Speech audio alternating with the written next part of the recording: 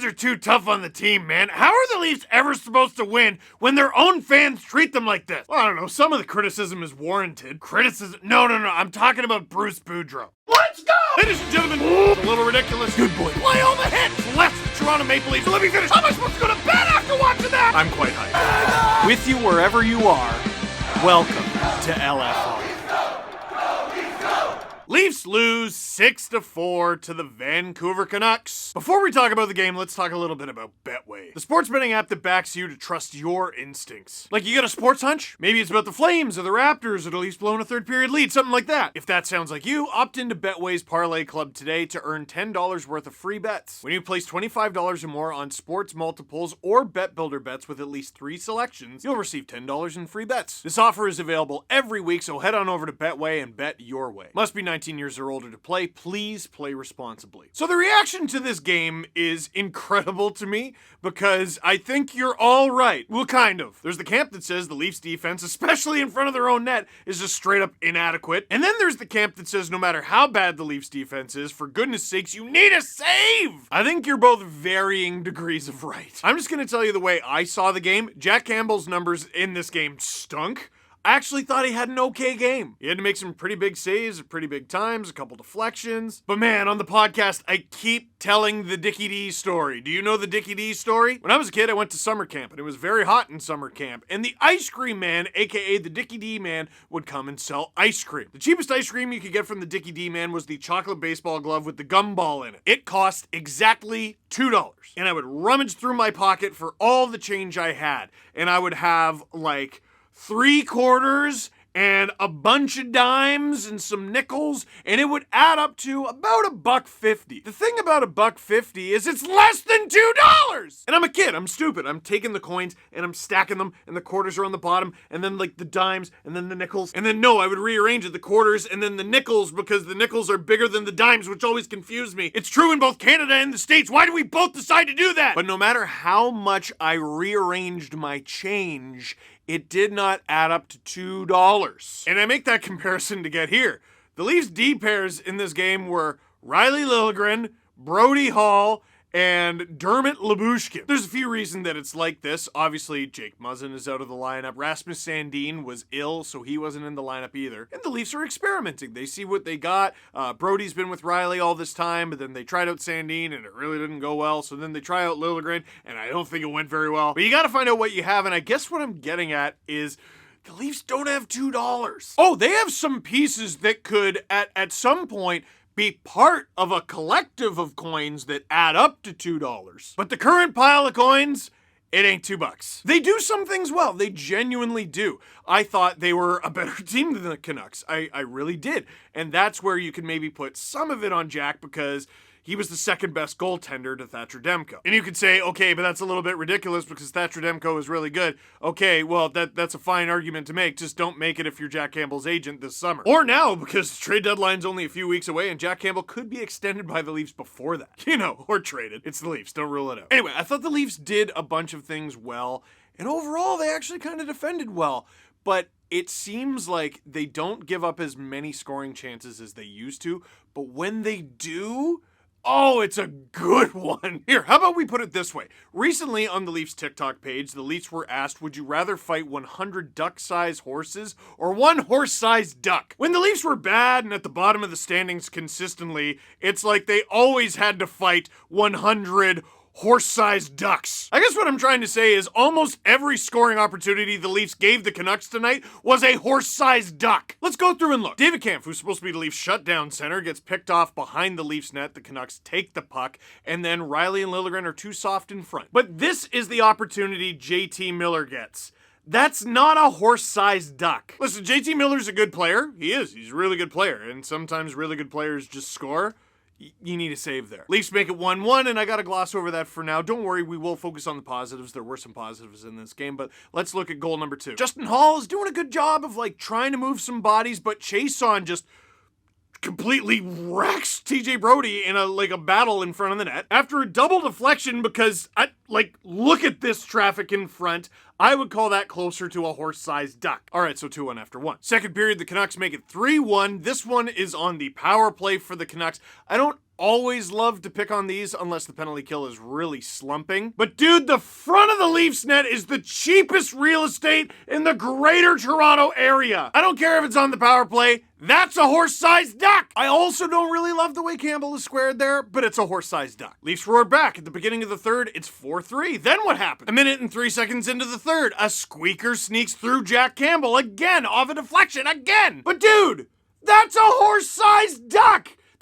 Brody got eaten alive in this game, but at least he's doing his job, sorta. He loses the battle that leads to the deflection, but if there's a rebound here, who's the other guy? Who's got him? How many horse-sized ducks are there? And then the fifth and final goal that the Canucks scored on a goalie. This also ended up being the game winner. I'm scrubbing through the highlights right now to look for the moment the goal went in. A little before that, though. Would you believe me if I told you this ended up being a goal for the Canucks?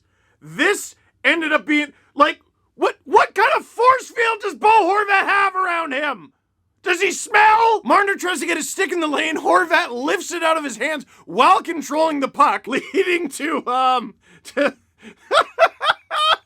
he's trying. And you can call this one a bit of a fluke because Marner is just trying to cut off the pass and he accidentally kicks the puck right to an attacker. But this is somewhere between a horse-sized duck and maybe it would have been nice to get a save, but it's a really well-placed shot by Chiasson off the bar. I think two things can be true, and I think two things have been true for at least 2 months now.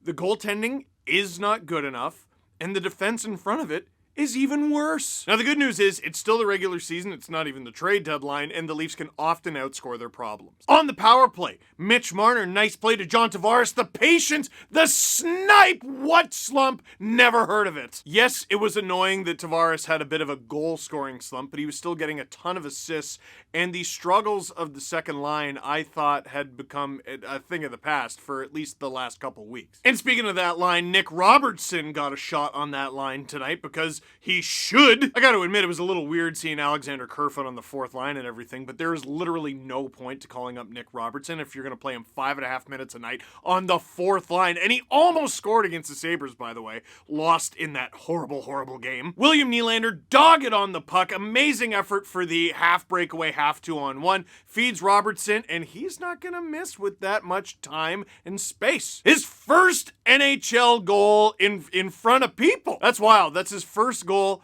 in the NHL since the bubble playoffs against Columbus in front of no one. Game 3, it made the game 3-0. The Leafs would actually lose that game, and that was actually the Leafs' last even-strength goal of that series. But anyway, grab the puck, put some tape on it for the kid, and I think you might be sticking around for a little bit after that. And then Austin Matthews, for goodness sakes, what do you say? The dude tried the Michigan, earnestly tried the Michigan, and that was one of the ones that didn't go in. He's getting one. He's gonna get one. The first one Matthews scores, unassisted, takes a weird bounce and bounces in front to him. He reads the play perfectly and roofs it top corner, going backward. Most goals are supposed to make you get up out of your seat and go, yeah! And maybe if I was at the game, I would do it, but most Austin Matthews goals just make me burst out laughing. And then his second one, who knew that Austin Matthews happens to be the defenseman that the Leafs have been looking for this entire time? A perfect point blast. It's ridiculous what this guy can do with the puck, and it's ridiculous that a 2-goal effort was wasted from him.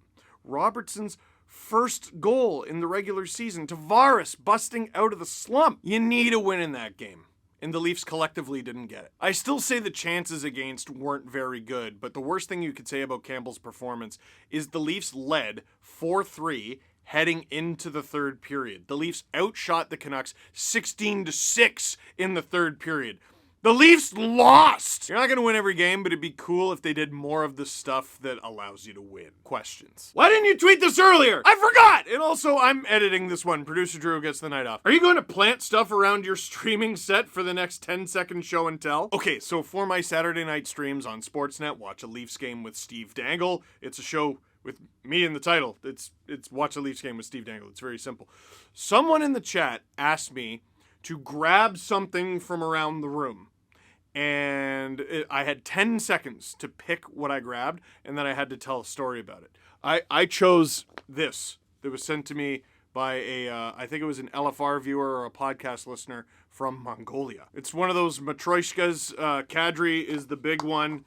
P.A. Parento is on the inside, and so on. Reimer is the tiny goalie at the end. Here's the thing, I got a good memory about useless Leaf stuff, but I will forget that this happened. So, the next stream that we do, which will be in 2 weeks, because, it's the Leafs don't play next weekend, and also it's my birthday. I'll probably forget, which means I'll actually have 10 seconds to scramble and find something. It was fun. Favorite pizza topping? That's good.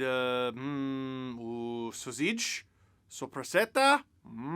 They're both more pizza. I have two. Who is this? Do the Canucks make the playoffs? And okay, we'll start there. At the time I'm shooting this, the Canucks are 2 points out of the playoffs. I think Nashville's going to win. That would keep them 4 points out. It's not so much the math that's keeping the Canucks out. It's that they have to leapfrog a bunch of teams, not just the teams that are in a playoff spot, but the teams that aren't and are still ahead of them. Man, Edmonton's got to figure out whether or not they want one of those spots. The Ducks are kind of falling off. The Stars are coming on super hot. I just don't believe the Vegas Golden Knights will allow themselves to miss the playoffs. So, I mean, the Canucks do have a chance. It's a lot higher than it was at the beginning of December.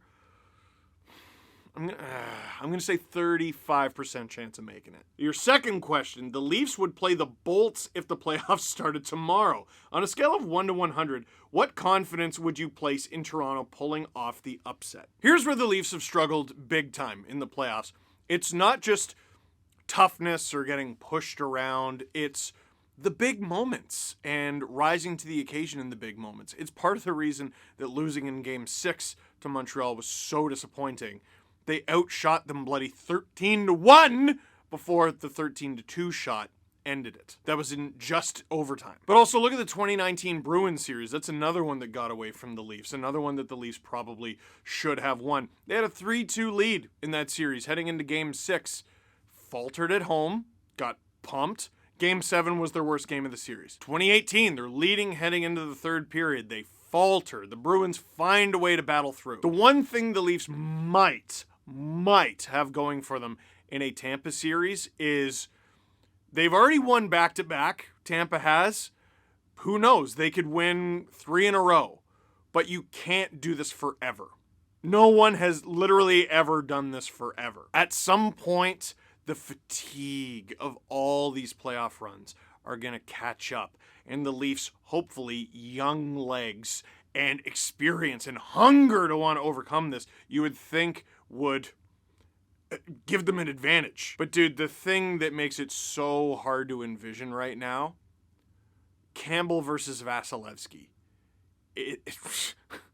Dude, that's you have the second best goalie every single game.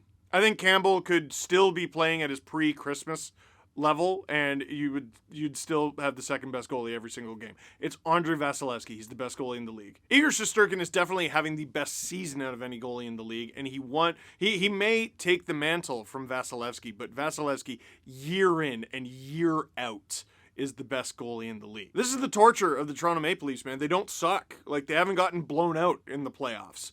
2018. Game 7, 2019, Game 7, Columbus that went to a deciding Game 5 last year was Game 7. They don't get blown out. They have a chance. So I would say Leafs 45%, Tampa 55. 45 is pretty good against back-to-back champs. You beat the back-to-back champs, goes to your legs, who knows? And lastly, Steve! Ketchup on the fries or off to the side? That's a good question. I used to put ketchup on my fries, and then I stopped being a child and grew up. Put it in the thing to the side. Act like you've been here before. All right, that is it for this one. Thank you very much for watching. Click like if you like this video. Click subscribe if you really liked it. Tell all your friends. On Monday, the Leafs are in Columbus, and then on Tuesday, they host the Seattle Kraken for the first time ever. And in the comment box down below, would you rather fight 100 duck-sized horses or one horse-sized duck?